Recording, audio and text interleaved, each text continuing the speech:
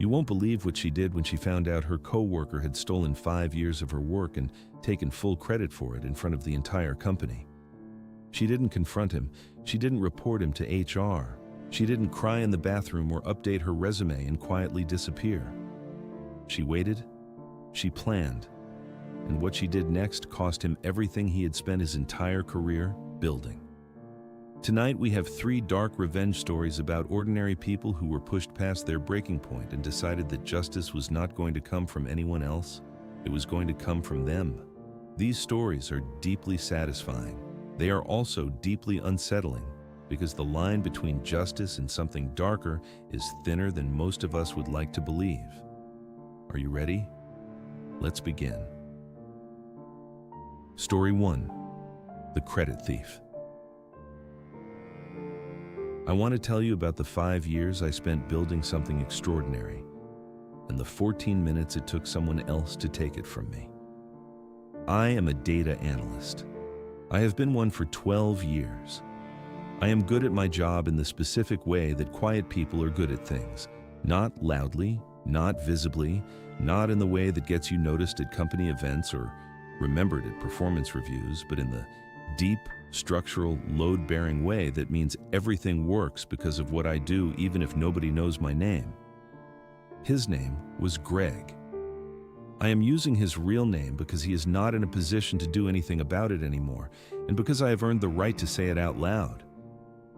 Greg was everything I was not in the workplace. Loud, charming, the kind of man who fills a room with his presence and leaves it smelling like expensive cologne and easy confidence.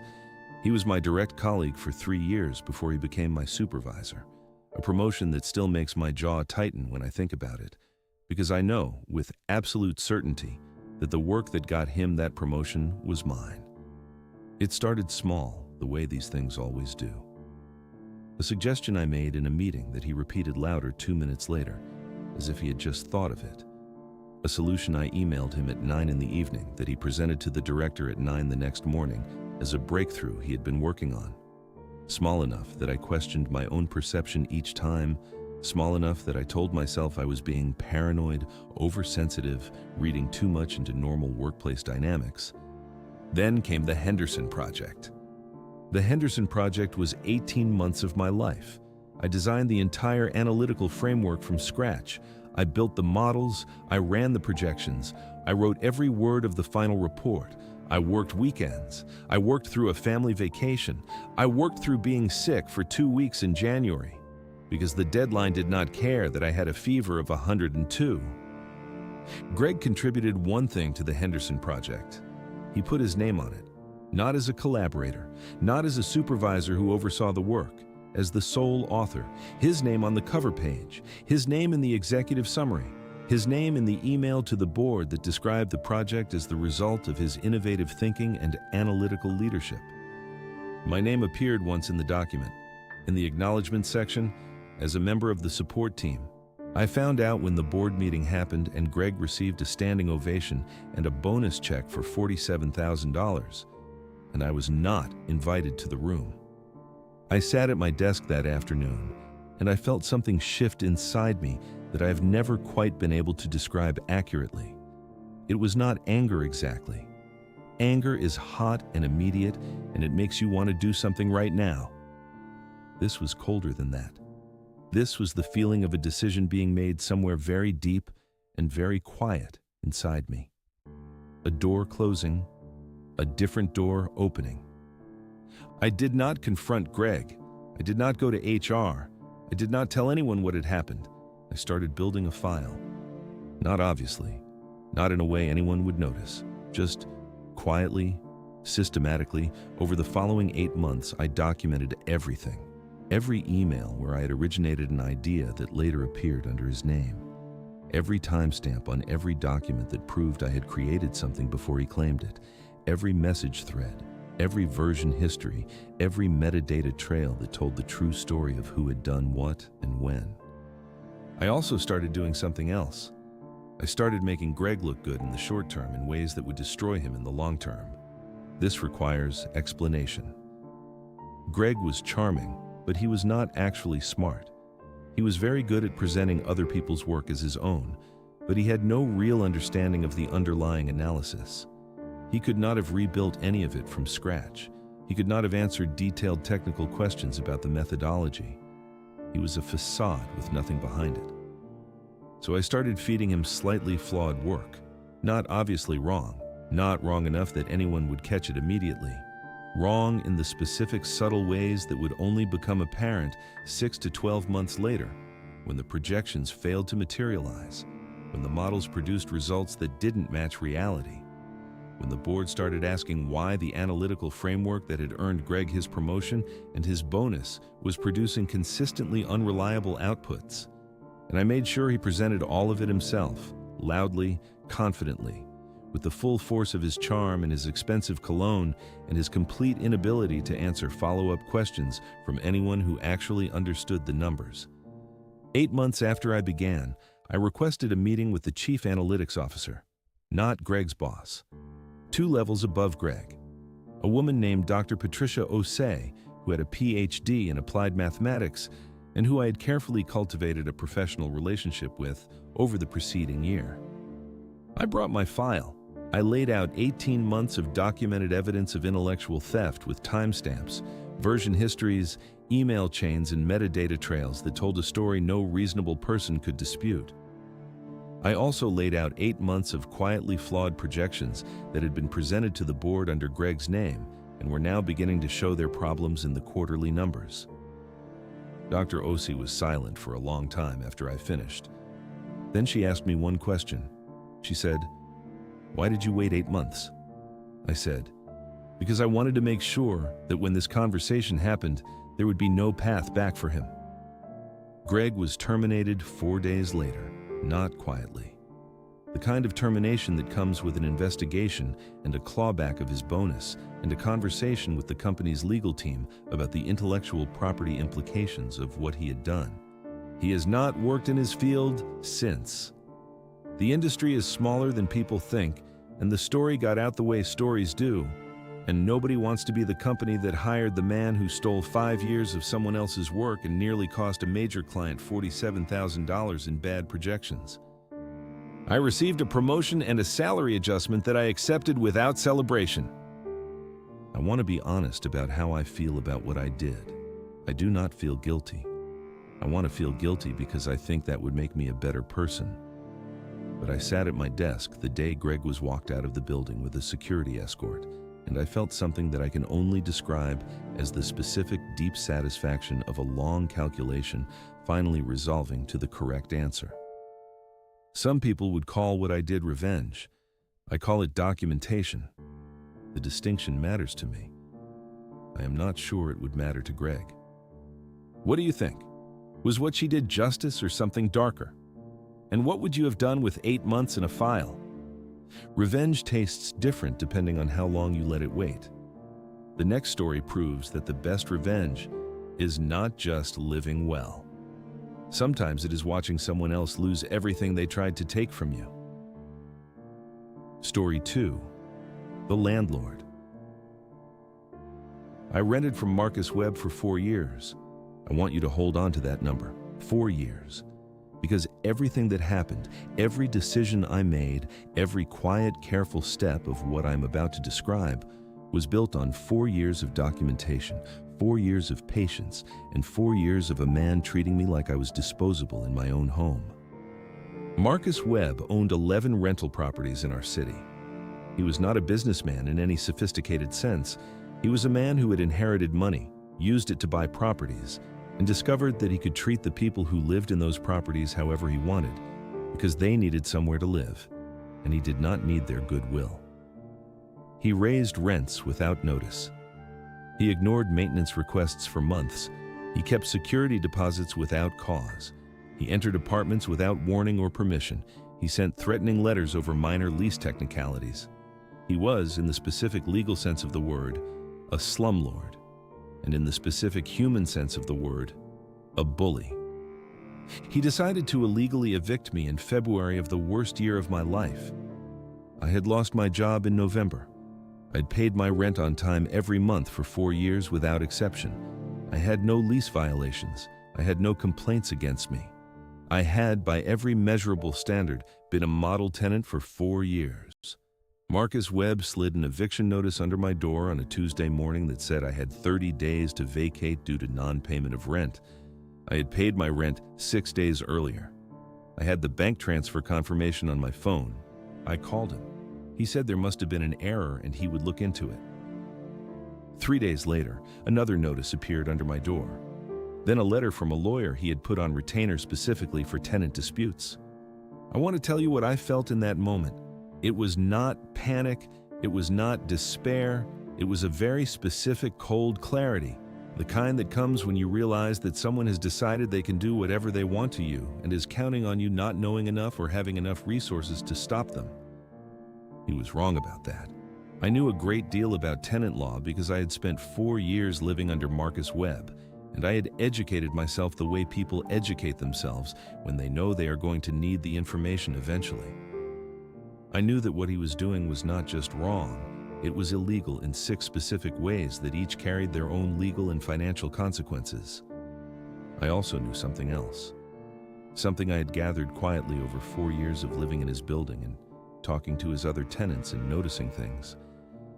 Every single one of his 11 properties had violations, building code violations, health and safety violations, illegal lease clauses, unreturned security deposits going back years, illegal entry, retaliatory eviction attempts, a pattern of behavior so consistent and so documented across so many tenants that it painted a very clear picture of a man who had been operating outside the law for a very long time, because no individual tenant had ever had the resources or the knowledge to do anything meaningful about it. I was not going to be an individual tenant. I spent 3 weeks contacting every current and former tenant of Marcus Webb's properties that I could find. 14 people responded. 14 people with their own stories, their own documentation, their own evidence of the same pattern of illegal behavior repeated across a decade of property management. I compiled everything into a single comprehensive complaint, filed simultaneously with the City Housing Authority, the State Tenant Protection Board, and the Office of the Attorney General. I also contacted a tenant rights attorney who agreed to take the case on contingency because the evidence was, in her words, the clearest pattern of systematic illegal landlord behavior she had seen in 15 years of practice. The investigation took 7 months. At the end of those 7 months, Marcus Webb faced fines totaling $230,000 across his 11 properties. He was required to return security deposits with interest to 22 former tenants. 3 of his properties were deemed uninhabitable and condemned pending repairs he could not afford to make. His property management license was suspended pending review. He sold 8 of his 11 properties within the following year to cover his legal costs and fines. The remaining 3 are currently under court-supervised management while litigation continues. I received my full security deposit back with interest, a settlement for the illegal eviction attempt, and a formal finding in my favor that cleared my rental record completely. I moved into a new apartment in April, a building owned by a property management company with a 4.8 star rating and a maintenance response time of less than 24 hours. Marcus Webb is currently renting a 2-bedroom apartment on the east side of the city. I know this because I drove past it once. I did not stop. I did not need to. What do you think Marcus Webb thinks about now in that 2-bedroom apartment when he slides the rent check under his landlord's door every month? And do you think he learned anything? Some people learn from consequences. Some people only understand them when it is far too late to change course. Our final story is about a neighbor who chose the wrong person to make an enemy of. Story 3. The Neighbor from Hell. My neighbor Gerald believed that the 6 inches of property line between our driveways belonged to him. He was wrong about that. He was wrong about a great many things as it turned out. But the property line was where it started, and so that is where I will start too. Gerald had lived next door for 11 years before I bought my house. He had established during those 11 years a comprehensive system of territorial behavior that the previous owners had apparently simply accepted as the cost of living next to him. He parked with 2 wheels on the shared edge of the driveways. He let his hedges grow over the property line by 18 inches. He installed a motion sensor light that pointed directly at my bedroom window and activated approximately 40 times per night. He played music on weekend mornings beginning at 6:45. He allowed his dog to use my lawn as a bathroom and did not clean up after it. He had called the city on the previous owners 7 times for various alleged code violations, none of which were upheld. I introduced myself the day I moved in with a bottle of wine and a genuine smile because I believe in starting from a place of goodwill regardless of what I have heard. He told me the recycling bins needed to be stored at the side of the house, not the front, and that the previous owners had been a nuisance, and he hoped I would be different. He did not take the wine. I stored my recycling bins at the side of the house and decided to give it time. Gerald did not improve with time. Over the following 18 months, he called the city on me 4 times. Once for a fence I was planning to build that did not yet exist. Once for a tree that he claimed was diseased and a hazard to his property. A tree that 3 arborists confirmed was completely healthy. Once for a car I was repairing in my own driveway on a Saturday afternoon. Once for noise violation from a dinner party that ended at 9:30 in the evening. None of the complaints were upheld. All of them cost me time and caused me stress and generated the specific grinding anxiety of living next to someone who has decided you are their project. The motion sensor light destroyed my sleep for months before I found a solution. The dog situation was a constant low-grade indignity. The parking encroachment meant I had to be careful every single time I pulled in or out of my own driveway. But what finally shifted something in me was the fence permit. I had applied for a permit to build a privacy fence along our shared property line. Standard application. All documentation correct. Approved by the city planning office in 3 weeks. Gerald filed a formal objection citing a historical easement agreement he claimed existed between the 2 properties from 1987. There was no such agreement.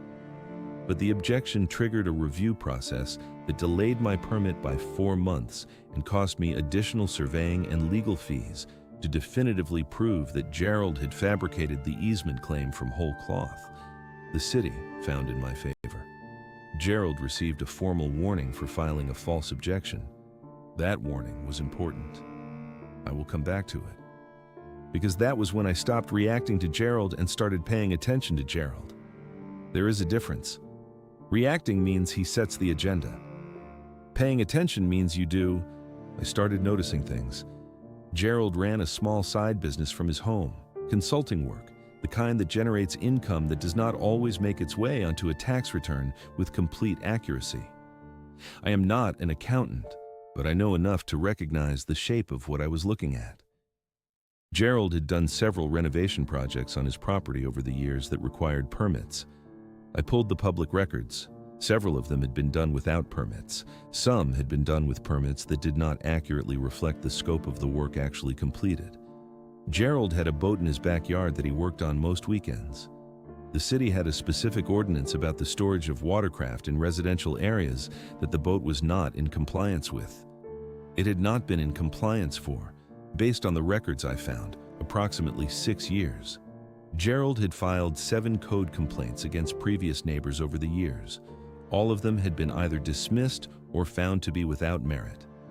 The pattern of filing was consistent enough that it qualified under the city's definition of vexatious complainant behavior, a designation that carries its own consequences when formally documented.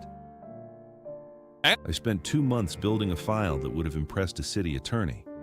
Then I filed 7 complaints of my own.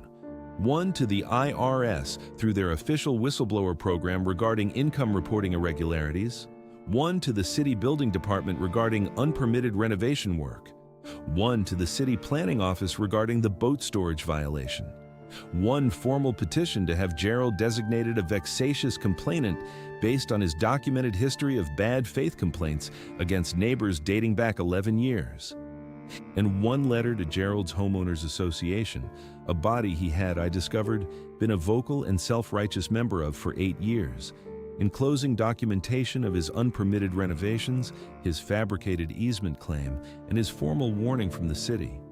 I sent all of them on the same day. I want to be clear that everything in every complaint was accurate, documented, and verifiable. I had not invented anything. I had simply paid attention in the same systematic way that Gerald had paid attention to me and my predecessors, the difference being that what I found was real. The IRS inquiry is ongoing and I have no visibility into its resolution. The building department issued Gerald 3 violation notices and a requirement to remediate the unpermitted work at significant cost. The boat was removed within 30 days. The vexatious complainant designation was granted after a review process and means that future complaints Gerald files will be subject to enhanced scrutiny before action is taken. The HOA removed him from his committee position following an emergency meeting I was not invited to, but heard about through a neighbor 2 streets over. Gerald has not spoken to me since the day the building department inspector knocked on his door. He parks entirely within his own driveway now. His hedges have been trimmed to the property line. The motion sensor light has been redirected. His dog, when it appears in the yard, is on a lead. My fence went up in September. It is 6 feet tall and solid cedar, and I cannot see Gerald's house from any window on that side of my home. And I find this deeply, quietly, completely satisfying every single morning when I open my curtains. I did not do any of this out of malice. I want to be honest about that the way I want to be honest about all of it. I did it because I had exhausted every reasonable attempt at coexistence, and I had learned, over 18 months of living next to Gerald, that the only language he understood was the language of consequences. Some people only understand that their behavior has costs when those costs arrive personally, and specifically, and at a scale they cannot ignore. Gerald understands that now. What do you think Gerald tells people about what happened to him? And do you think he knows exactly how thoroughly he was outplayed? Thank you for watching. 3 stories. 3 ordinary people who were pushed past their breaking point and responded not with violence, not with rage, but with something far more powerful and far more devastating: patience, documentation, and the complete willingness to play the long game. The analyst who spent 8 months building a trap for the man who stole her career. The tenant who turned 1 illegal eviction notice into the end of a slumlord's empire. The homeowner who paid 11 years of Gerald's attention back to him with interest. None of them broke a single law. All of them won completely.